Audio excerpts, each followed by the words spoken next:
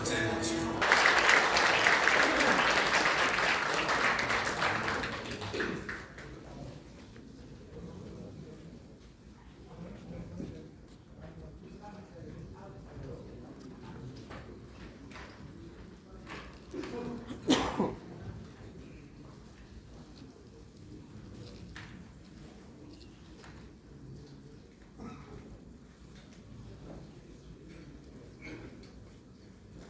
이동찬 원장님의 올해 연세가 몇 세신지 아세요? 89세, 제가 알기로 89세 되는 분인데 물도 한잔 안 드시고 1시간 반 열강을 그냥 하셨어요. 어떻게 보면 여기 계신 분들의 미래라고도 바라는 미래라고도 볼 수 있죠. 영원한 현역이고 우리 사회에서 유일하게 보수와 진보를 통틀어서 결정하는 그런 이제 분이신데요. 다들 여기 계신 분들 아시는 것처럼 유경수 원장님이 한 윤석열 대통령하고 관계가 초등학교 때부터 관계가 있잖아요. 아버님 했었는데 그래서 이제 제가 알기로는 윤석열 대통령이 후보 시절까지만 해도 유경수 원장님을 잘 모셨어요. 저는 우리나라의 불행 중에 하나가 옛날에는 이제 왕의 스승을 왕사라 그랬는데 지금 뭐 왕이 아니니까 그냥 왕사 또는 국사라 그랬어요. 저는 한 나라가 제대로 되려면 국사, 나라의 스승 노릇하는 분이 계셔야 되는데 이동수 원장님이 국사라고 지금 뭐 그런다 그래서 누가 뭐라 그럴 사람은 유라이트 친일파 제외하고는 별로 없지 않을까 싶은데요. 이때 윤석열 후보 시절에 출마 선언은 어디에 했습니까? 매헌문복일 지난번에 했어요. 또 유경찬 회장님이 조언하셔가지고 이렇게 됐는데 지금 만약에 매헌문복일을 정신 가지고 국정을 운영했으면 제가 아마 지지율 70%까지 지금 달리고 있을 거예요. 그런데 출마 선언은 매헌문복일 지난번에 하고 정착되는 건 뭡니까? 이완용 비슷하게 하고 이제 지금 그러려면 처음부터 이완용 무덤에서 출마 선언을 해야지. 출마 선언은 왜 문복일 지난번에서 하고 국정은 그렇게 하자 이거예요. 저는 정치 얘기는 거의 안 하는데 선을 넘었을 때만 정치 얘기 합니다. 지금 선 넘었다고 생각하시죠? 네. 그럼 나라가 뭐 있던 없던 헛소리를 하고 있는데요. 매헌 윤목일이사가 상해 홍콩공원에 폭탄 던지러 갈 때 선창문을 썼어요. 그 전에 적성으로서 붉은 정성으로서 하고 썼는데 거기 날짜가 있어요. 대한민국 13년 4월 26일 대한민국 13년 4월 26일이라고 썼어요. 그러면 그 매헌 지난번에 출마 선언했으면은 대한민국 그때부터 있었다고 해야죠. 지금 대한민국 없었다는 거잖아요. 나라가. 그러면 일제 때 우리가 그럼 일본 국민이었어요? 일본 국민이라고 하려면 여러분들이 대한민국 국민이라고 할 수 있는 조건은 뭐냐면 대한민국 헌법의 지배를 받잖아요. 그럼 우리가 일제 때 일본 헌법에 적용을 받았어요? 당시 일본 헌법이 뭐였습니까? 메이지 헌법이었죠? 1910년 8월 29일 우리나라를 정당할 때 딱 있어요. 한국민은, 그러니까 조선인은 메이지 헌법의 적용 대상에서 제외함. 딱 있어요. 이왕으로부터 대권을 받은 조선 총독이 입법 사고 행정의 권한을 다 행사함. 그러니까 국민이에요? 일본 국민이에요? 헌법에 적용을 안 받는 국민도 있어요? 미국이 노예제도 있을 때 미국 노예들이 미국 국민이에요? 그러고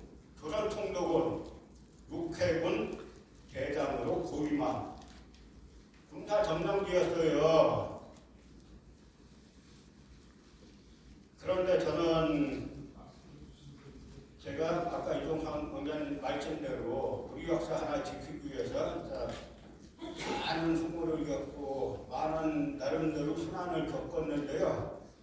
그게 바로 우리나라가 또 좋게 말하면 우리나라 지금 현재 역사학계가 얼마나 문제가 많은지를 말해 주는 겁니다. 제가 한 게 뭔데 그냥 친일파 역사, 우리 지금 역사학 체계는 바로 이 조선총독부 직속의 조선사편부에 야유회하자 일본 게이사 조선 기생들 갖다 놓고 파티합니다. 그러고 나서는 우리 역사 남기로 했죠. 이 역사를 개정하지 말고 대다수의 독립운동가들이 역사학자였어요. 임시정부 2대 대통령 대간 박근수 전 역사학자였죠. 그 다음에 임시정부 초대 국무령 석기상용 선생 역사학자였죠. 단대식 선생 역사학자였죠. 아까 말씀드린 임정 재무총장 이수영 선생 망명지에서 감수만화라는 역사책을 쓰죠.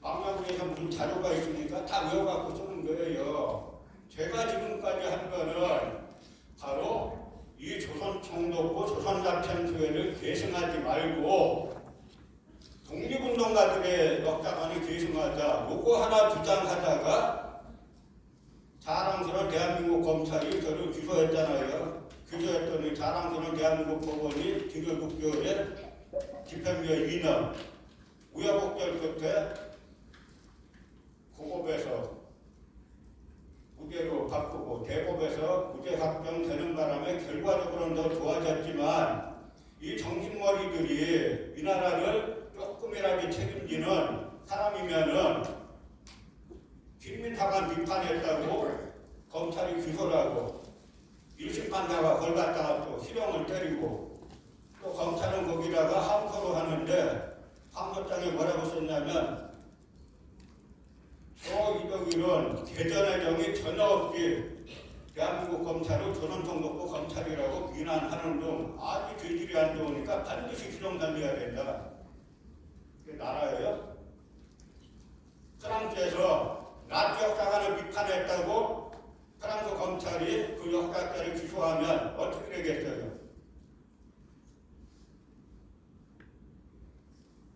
제가 딴 이야기 한 거 아니에요. 그냥 독립운동가들의 역사관을 우리의 평범한 우리 국민들의 평범한 역사관을 만들자. 그 주장을 했는데 그렇게 많은 일을 겪고 있는 겁니다. 그래서 한국사가 비판하는데 한국사관이라는 게 뭐냐면 큰 틀은 이거예요.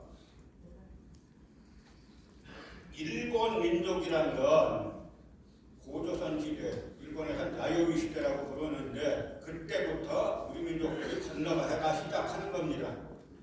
그런데 한국사관은 나중에 메이지 때, 명치 때 만드는 게 뭐냐면 우리 일본 민족은 이쪽에서 건너간 사람들이 아니야. 일본 열도에서 자생했어. 그런데 여기에는 야마도회라는 고대 국가가 있었는데 이 고대 국가가 웬일인지 군사력이 아주 강했어. 그래서 한반도 남북을 지배하고 인날공부라는 식민통치기관을 세웠는데 그러니까 지금 우리가 한국을 점령하는 것은 침략이 아니라 고대사를 복원하는 거야. 그게 한국 사관인데요. 이 사관을 지금 그대로 가져와가지고 아직까지도 한국 국민들의 역사관을 왜곡시키고 있는 건데요. 여기 이란 합방 기념 사진 아주 자랑스럽게 메이지하고 그 메이지 바로 아래에 있는 인물이 유한홍이에요. 이 역사관 그대로 하자는 거고요. 이게 여러분 이 집 한번 보세요. 요즘도 이런 집 찾기 힘들어요. 이 친일파 윤덕영 집인데 아주 궁궐 정도가 아니라 어마어마하죠.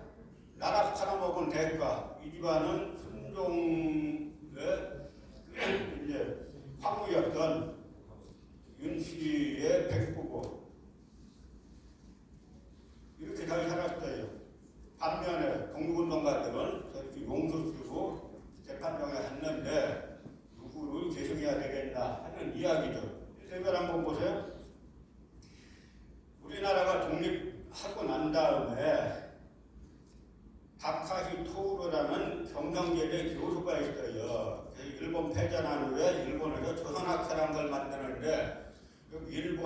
친한파다, 뭐 조선학회다 하면 구급하거나라고 보신대요. 이 사람들이 만드는 조선학회, 친한파 정치, 이 사람들은 뭐냐면 한국을 다시 점령해야 된다라고 하는 건데 이 사람이 뭐라고 했냐면 연대에서 나오는 동방학기를 읽고 한국사학기를 평가하되 한국에서 동방학 연구는 일본인이 깔아놓은 내규를 살리고 있으며 따라서 일제 시기에 조선연구와 구무의 한국에서 조선연구 사이에 단청은 없을 것이다.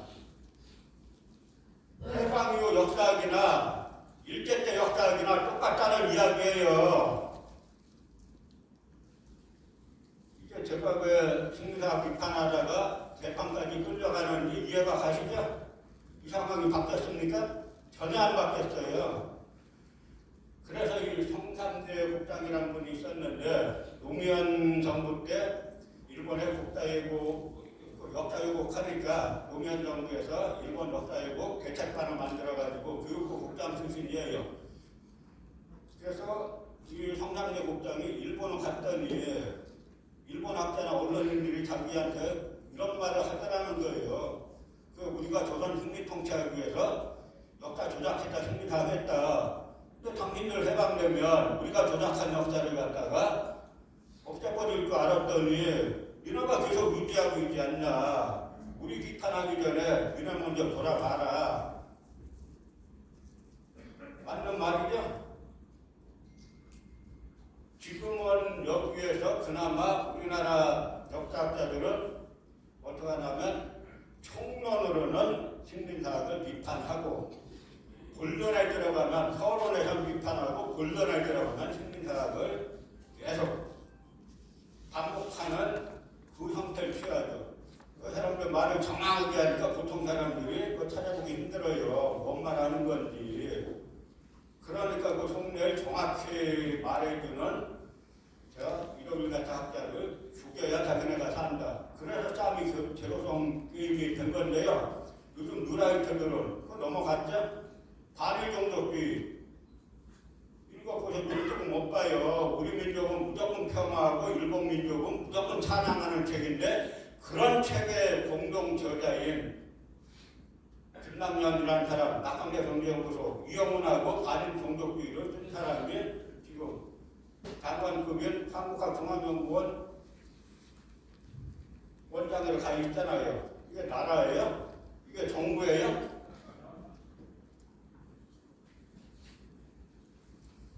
그러니까 시진핑이 한국은 중국의 일부였다. 이를 듣고 나니 북한 문제가 쉽지 않다는 걸 알게 됐다. 그럼 이런 말 했을 때 아까 원장님도 말씀하셨지만 우리나라 역사학계가 정상이면은 골자같이 일어나야 되죠. 우리나라 역사학계는 자기네한테 딱 분리하면 무건수행, 침묵수행이에요. 일치 한마디도 안 해요. 오직 제가 있는 한가람 역사문화연구소만 시진핑만만 비탄 학설대회를 했죠. 이게 정상이 국가예요. 우리가 중국의 일부였다는데 그 수많은 역사학자들 이들이 식민사학 비판하니까 쟤는 반드시 죽여야 한다라고 하는데 일치단결한 이 수많은 역사학자들이 단 한 명도 공개적으로 시진핑 비판 안 했어요. 반면에 그 북한 갖다가 아까 원장님도 그 회장님도 말씀하셨지만 저는 이건 북한의 정치 체제 좋다라고 하는 게 아니에요. 북한이 경제적으로 극도로 어려운 과정에서도 어떻게 버티고 있는가. 그게 바로 49년에 이 홍기문이라는 분이 누구냐면 격조 홍명희 선생 아들이에요. 이 아들이 1949년에 조선총독부 역사관이 뭐냐 딱 정리를 했어요. 제가 나중에 읽어보고 상당히 놀랐습니다. 1949년에 뭘 정리했냐면 일본의 식민사학자들이 만든 게 뭐냐. 첫째, 1세기부터 1세기부터 4세기까지 500년 동안 오늘의 평양을 중심으로 한나라 식민지 낙랑군이 있었다는 것이다. 둘째, 한반도 남부에 인날 공부가 있었다는 것이다. 그런데 1949년에 이런 이야기를 한 거예요. 우리나라 얼마 전에 무서운 아이들이라고 나왔었죠. 제가 1심에서 유죄 판결 받으니까 요 식민사학회가 똘똘 뭉쳐가지고 요 참에 끝내야 된다라고 해서 역사비평이라는 처음에는 노동운동 하러 가기 겁나하는 사람들이 대학원 가가지고 완전 나름대로 처음에는 뭐 이제 개념 있는 학술이나 하다가 요즘에 하나 총독부 기관지로 바뀌었는데요. 고대사나 이쪽에 동네사까지 관하나 완전 총독부 기관지인데 거기에서 사이드 역사 해가지고 한국고대사와 사이드 역사 두 차례나 특집을 실어가지고 제가 아주 집중적으로 비판했는데 거기나 실린 내용이 뭐냐면 한마디로 정리할 수 있어요. 황국사관은 영원하다. 조선총독부 식민사관은 영원히 우리 민족을 기도한다. 이 이야기예요. 그 얘기를 했더니 조선일보에서 국사학계의 무서운 아이들이 뭡니까? 장법도가 말한 거죠. 안방테리골. 안방테리골이 뭐예요? 기존의 질서를 갖다가 부인하는 게 안방테리골이죠. 우리 영원히 총독부의 식민이 하는 게 안방테리골이에요. 프랑스에서 나치 역사가 훌륭하다라고 하면 프랑스의 유럽지가 르몽드에서 무서운 아이들 이러겠어요? 그러고 났더니 한결의 경향에서 엄청 대단한 역사학자가 나온 것처럼 엄청 뛰었죠. 이 분야는 한국사의 유일하게 고시중목이 식민사학 한통속이에요. 이병도를 갖다가 요번에 국정교과서 이 검정교과서 새로 나왔지 않습니까? 여기에 이병도를 동주운동가로 쓴 책까지 있어요. 지금 한국학력평가원 그 한 권만 가지고 문제 삼는데 한 권이 아니라 9종이 통과됐는데 9종이 다 문제예요. 왜냐하면 교육부가 편수 지침을 내려줍니다. 그 지침에 따라 써야 되는 거예요. 우리는 그 안 들어가요. 그 편수 지침대로 쓰면은 식민사관이 되는 겁니다. 근데 전부 다 편수 지침에 따라서 써가지고 약간의 정도 차이가 있죠. 그 유명한 맹자에 나오는 50고 100고인데 마치 그 중에 하나만 100고 도망간 사람은 겁쟁이고 50고 도망간 사람은 용감한 거예요. 다 풀어 고쳐야 돼요. 그런데 이병도 아주 역사의 신으로 모시죠. 그리고 이기백 하면은 여기 계신 분들 중에서도 과거 공무원 시험 보거나 하려면 이기백이라는 사람이 있던 한국사 신론 다 배워야겠죠? 무슨 거 한번 보세요. 대학을 졸업한 후에 이병도 선생으로부터 이번 학문을 일일이 다 여기에 적을 길이 없다. 그 은혜에 만에 하나라도 갚지 못했던 것을 부끄러이 생각할 뿐이다. 이에 고증을 더하여 정확한 역사적 사실을 가르치는데 주력한 것이다. 이로 인해서 부계사, 이병도 사업을 우리나라 실증사학의 대명사화도 같이 사용하게끔 된 것이다. 여러분, 실증사학이 뭐냐면 식민사학이 이름표로 해방 이후에 식민자 떼고 실증으로 갈아 쓴 거예요. 이 사람들 이백에 있던 한국사 실론 보면 남남군이 평양에 있었다는 거예요. 중국 식민지라는 겁니다. 근데 중국 정작 고대 사료는 남남군이 있었을 때 전 중국 고대 사료들이 있잖아요. 거긴 뭐라고 말하냐면 남남군은 요동에 있다. 남남군 장자면 그 땅은 요동에 있다. 기지제 요동. 그 요동은 지금의 요동반도가 아니라 하북성 일대예요. 그래서 모탁동이나 주울레 같은 사람들이 그런 자기네 중국 사료를 보고 여기 땅이 요동에 있었다라고 하는 겁니다. 그런데 우리나라의 무서운 아이들 남남군은 평양에 있었다. 평양에 있었다는 것은 제대로 된 학자들이 다 동의한다. 그러다 보니까 생기는 게 우리 해방공간 45년부터 48년까지 저명한 역사학자들 대부분은 많이 월북을 했어요. 북한 역사학계는 뭐라고 말하고 있냐면 남남군은 평양이 아니고 북한 지역에서는 고대 한나라 유적 인물이 자기네가 무덤을 3,000개를 팠는데 고대 함사군 유적은 빵개다, 한 개도 없다 라고 했는데 요 안정준이라는 무서운 아이, 그때까지만 해도 교수가 아니었어요. 요 안정준이라는 이 무서운 아이가 북한도 남남군을 발굴한 결과 평양에 있다라고 한다. 그런 거짓말 논문을 쓰고 10대 교수가 됐어요. 6개월도 안 돼가지고. 기경량이라는 인물은 카톨릭 때 교수가 되고. 이게 놀라운 시스템입니다. 대한민국 백주대낮에 총독부 만세했더니 6개월 만에 다 정식 교수가 돼요. 그러니까 거기에 기수구인에 매달리는 것들이죠. 이런 대한민국 공무원권람 이 이기백이 있던 한국사실론 100% 봐야 됐잖아요.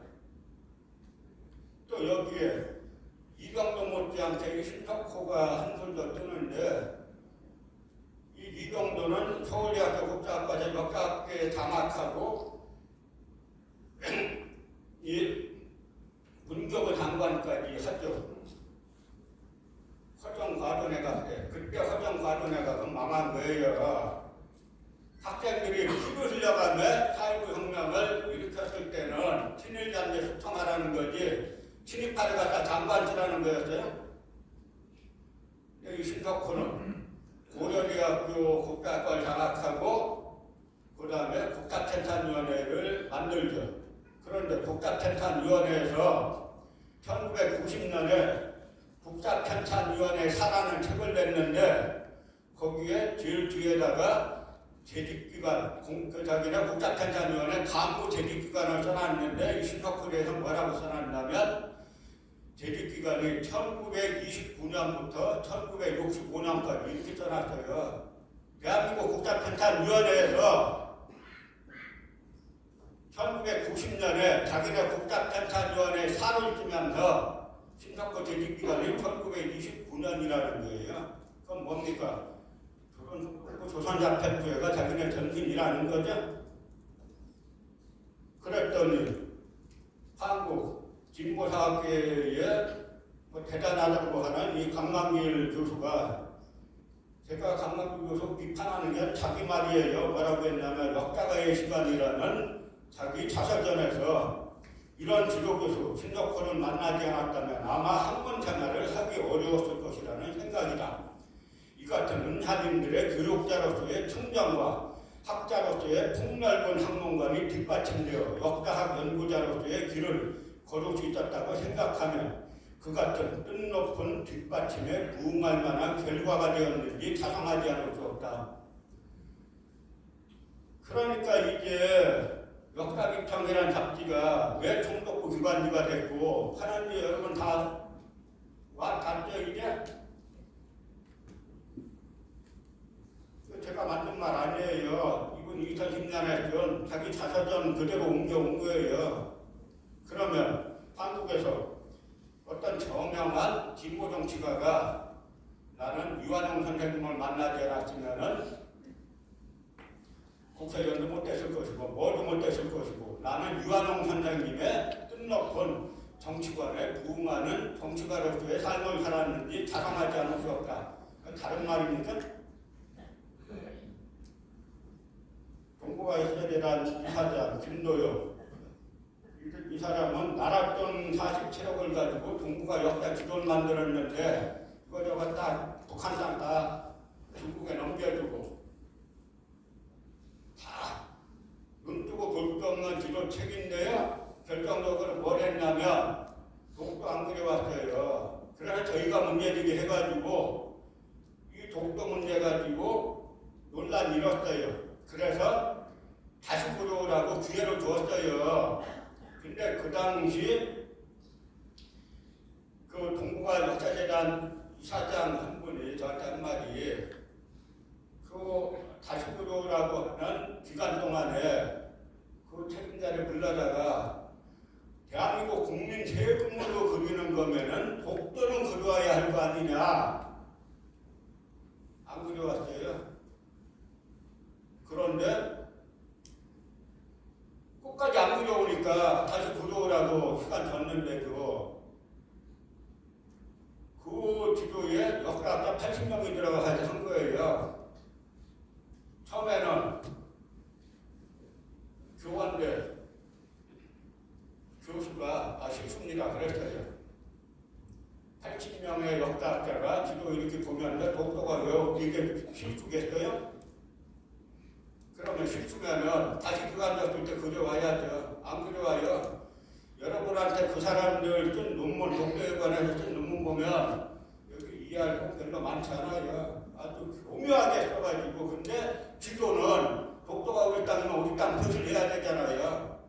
끝까지 안 왔어요. 그래서 교육부에서 할 수 없이 원래 12억 원인데 11억 원 물어내라 그랬는데 이 사람이 그리로 다시 내겠다 그러고, 그러니까 이제 하니까 소송을 걸었죠. 그쪽에서 서강대하고 연대되는데 이 사람이 해서전략 비슷하게 가가지고 11억 원 물어내야 되는데 연대는 빵원, 서강대 1,000만 원 내고 끝났어요.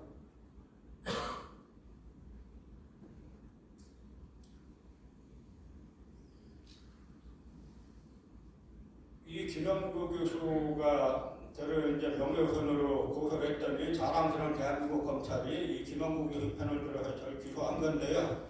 이게 뭐냐면 따라서 백제에서 왕자 전지를 왜 인질로 파견한 것은 철정을 비롯한 선진문물을 지속적으로 제공하겠다는 약속 이행을 보증하기 위한 것이 아니었는가 생각된다. 뭐냐면 이 황국사관 문자들의 고민이 뭐냐면 아까 야마도에는 고려부터 군사강국이라고 그랬잖아요. 그런데 야마도에는 묵대기까지 철이 없어요.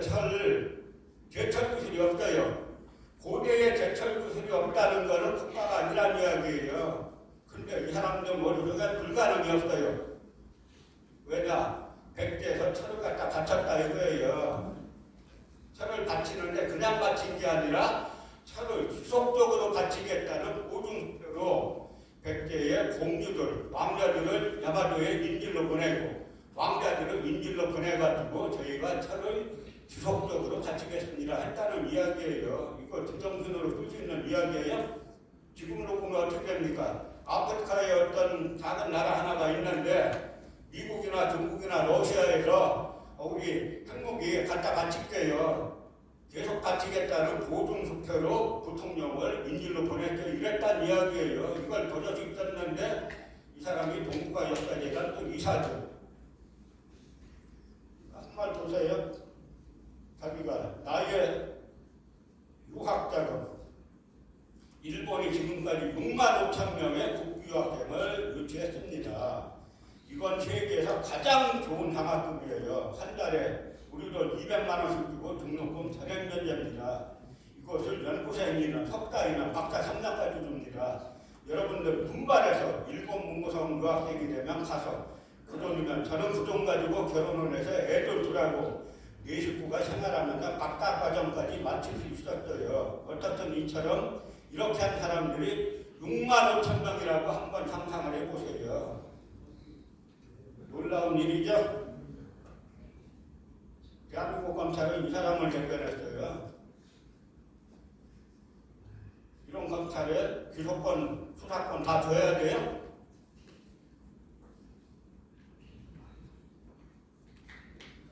그래서 호사카 이주 교수가 하는 이야기들이 있어요. 검은 동기가 있는 돈을 받는다면 결국은 포섭되기 마련이다. 적폐가 된 친일파 청산가적으로 친일파를 잘 식별하고 일본의 우익 세력이 한국인의 모습을 빌려 한국 자체를 침식하기 시작했다는 사실을 알아야 한다. 그들이 완전히 새로운 적폐로 자리 잡기 전에 예방 조치를 취해야 한다.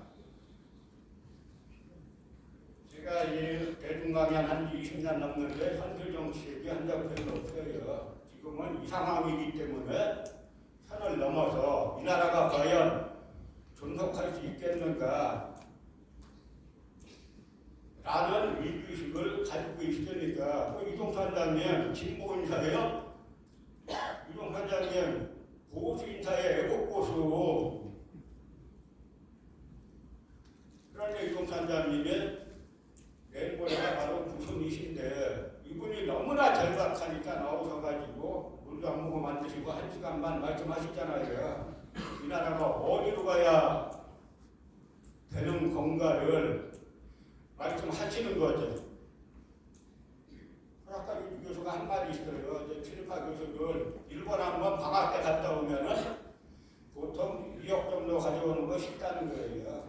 어디 한번 강연 가면 500만 원, 1000만 원, 2000만 원씩 받고 그 한 바퀴 돌면은 방학 때 교수 공부 위에 돈 챙겨 온다는 거죠. 반일 종족주의 일억판 냈잖아요. 일본 서점에서 줄 서놓고 팔았어요. 1인당 2권씩밖에 못 사게 했습니다. 그걸 얼마나 돈을 벌었겠어요. 일본 책값이 비싼데. 지금 그 모든 국가기관이 근데 다 갔잖아요. 역사 관련 국가기관이. 동북아 역사재단 이사장 박지양 서울대 교수, 친일파 윤치 옹호하고 한국과 중앙연구원의 김남년 아까 이야기했죠. 국가편찬위원장 박근혜 때 국정교과서 심의위원, 그 다음에 김영석 독립균형관장. 당시 독립균형관장하면 가장 먼저 뭘 할 거냐 하니까 친일파로 매도된 인사들의 명예회복하겠다. 사실 대한민국 국민들이 파산 선고해야 돼요. 우리가 다 낸 세금 가지고 운영하는 거잖아요.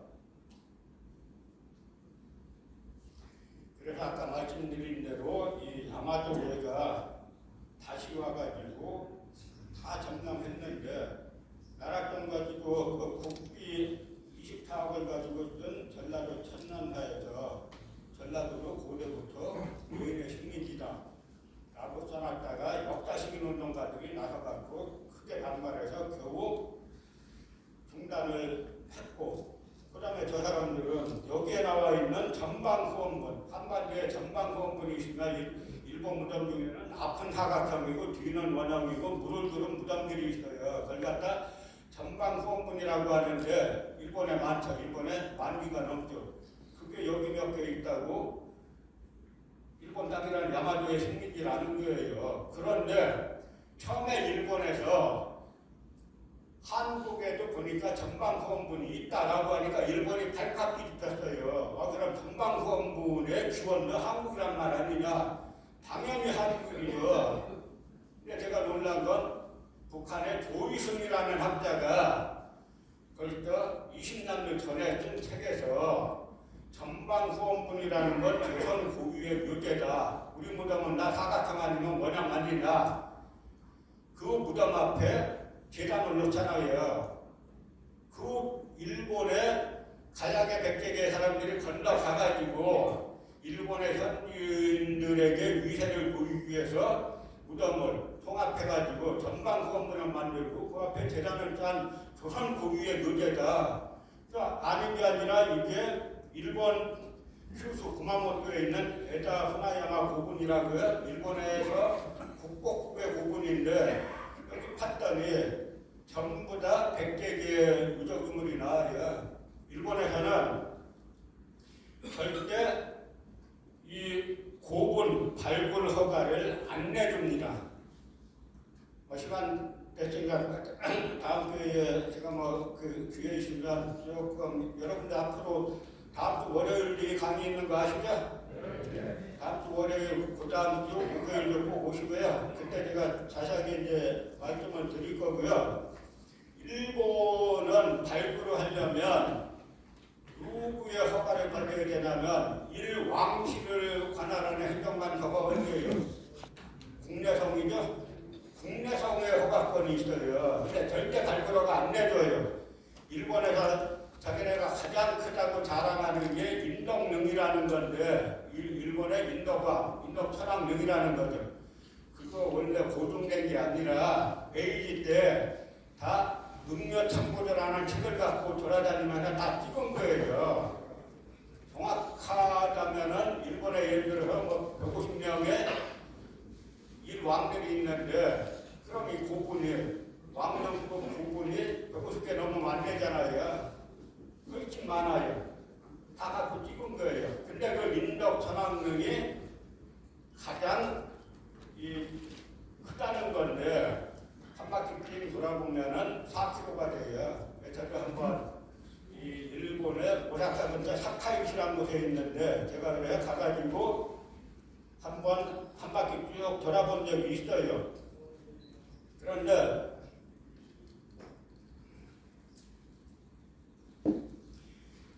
그 무덤에 독을 대가지고 그 무덤에 도굴품 일부가 미국 보스턴에서 나타났어요.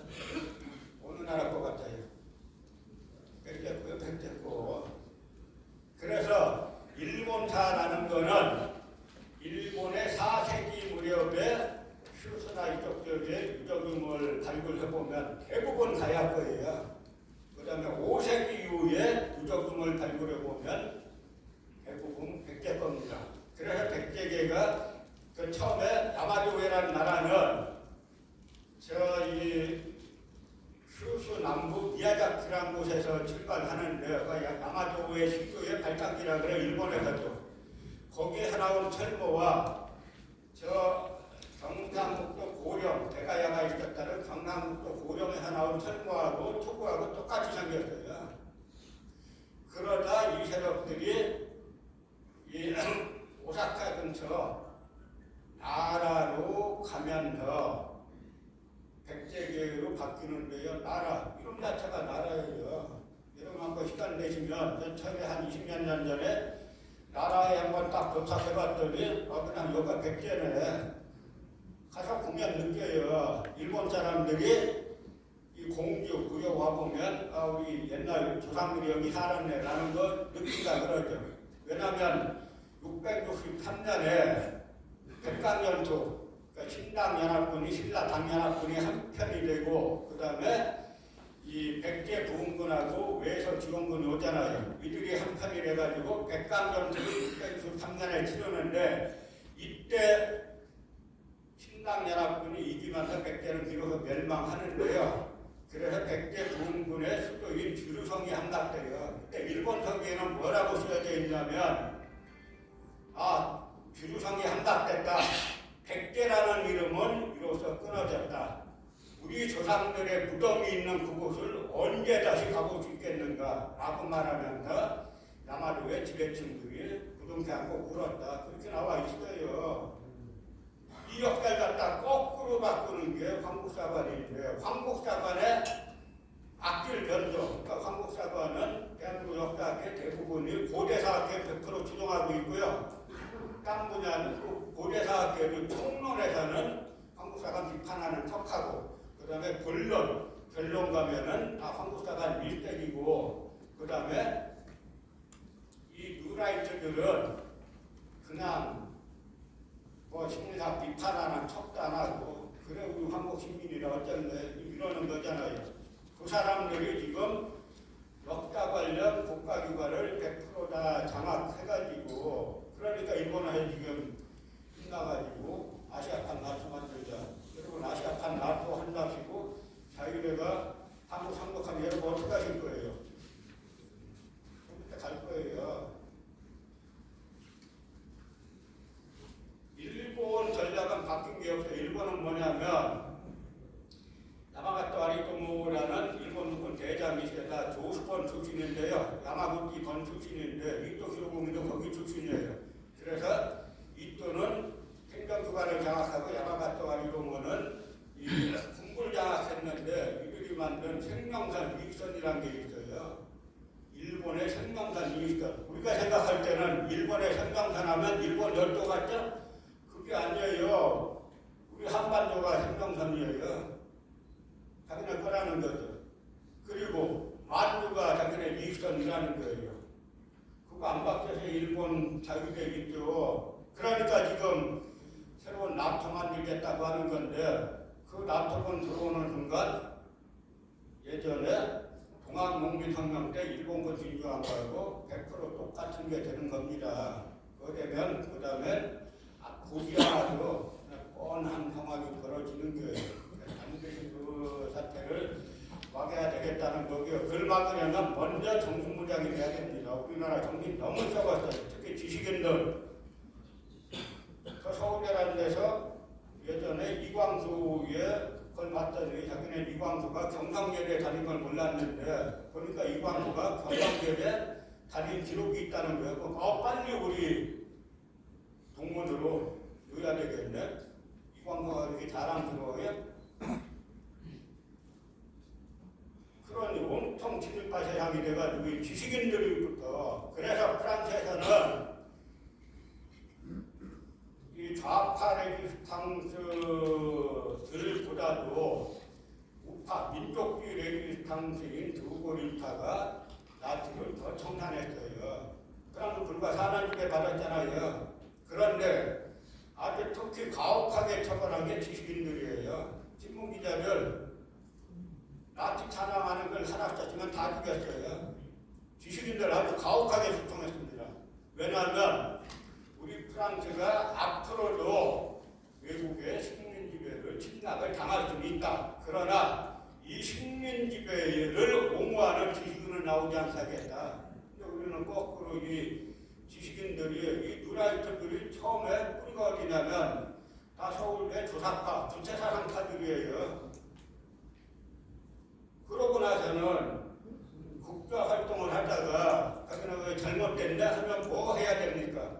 유레프트 운동을 해야죠. 안 그렇습니까? 유럽도 마찬가지로 러시아, 소련이 사회주의 국가를 하는데 전체주의잖아요. 그러니까 유럽의 지식인들이 저 국가 전체주의는 받아들이면 안 되겠다라고 해서 무솔리니하고 히틀러가 탄압을 하니까 이 사람들이 러시아를 망명하지 않고 영국이나 스위스나 이런 쪽으로 망명해요. 그러고 나서 2차 세계대전이 끝난 다음에 이 사람들이 이 유럽의 좌파 지식인들이 프랑크푸르트에 모여가지고 프랑크푸르트 선언을 합니다. 여기에서 우리는 공산주의 반대한다. 우리는 사회민주주의를 추구한다. 라고 하면서 유럽이 사회주의 국가가 되면서 요람에서부터 부담까지 복귀제도를 만들잖아요. 그럼 한국의 주체사상파들도 이게 좌파가 문제인데라고 하면은 이 스탈린주의, 오작동주의, 김일성주의 이게 전체주의 아니냐 이게 문제가 있나 하면은 유레프트 운동으로 사회민주주의 운동을 해야지 국가운동하는 사람들이 유라이트로 해가지고 유라이트 코드 딱 보게요. 자기네가 추종하던 북한을 반대하는 반복친일 이게 정상이에요. 너무너무 무식해가지고 저는 딴 걸 떠나가지고 그렇지 않습니까? 한국 자유총연맹이 원래 이름이 뭐였어요? 반공연맹이었죠? 그럼 자유총연맹이 한국 우파 이렇게 가면 안 되겠다 라고 하면 자유총연맹에서 노선전환하려면 뭐가 돼야 돼요? 여기가 뉴레프트 운동해야 돼요? 여기가 뉴라이트 운동에서 라이트는 뭐냐? 애국이고 민족 아니냐? 지금 이게 잘못되지 않았냐? 우리는 애국 민족 이렇게 가야 되겠다. 그게 정상이죠? 한국총연맹에서 우리 뉴레프트 운동할 거야. 우리 좌익이야 이런 말이 되겠어요? 그러니까 우리 사회가 얼마나 현재 비정상적인 길을 걷고 있나라는 거를 여러분들이 이건 당파, 정파 이야기가 아니에요. 정파 진영을 뛰어넘는 이야기예요. 그걸 생각하시고 나부터 역사관을 바로 세워야 되겠다. 그렇지 않다가는 이 상태로 조금 더 가면 일본 자유에 들어와요. 그럼 또 망하는 겁니다. 또 현실 문제예요. 그래서 여러분들이 올바른 역사관으로 무장하려면 공부를 좀 하셔야 돼요.